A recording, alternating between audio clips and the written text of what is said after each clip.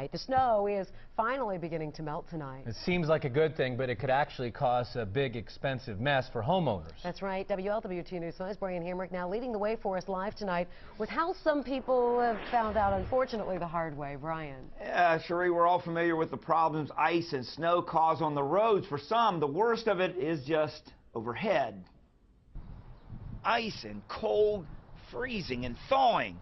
Most people don't like it, but in some ways, the conditions are perfect. A lot of snow, temperatures in the 20s. Conditions are really good for ice dams right now.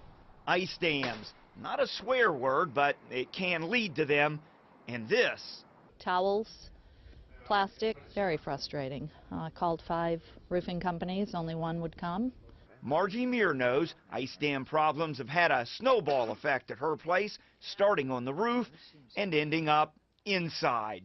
Every time it would warm up, the drips would start again and streaming down my wall. Ice dams appear when the heat from the inside of the house warms the ice from below. It refreezes when it gets to the gutter. Eventually, that forms ice thick enough to dam the melting water. Then it seeps in between the shingles, dripping into the home. Anytime you see an icicle on a house, there's a problem. There's an inefficiency in the thermal boundary. And typically what we'll see is something like this where it's running down the wall. Nick Sabino is president of Deer Park Roofing. He says the best fix is to insulate so heat doesn't escape. If it's a reoccurring problem, you can install protective barriers.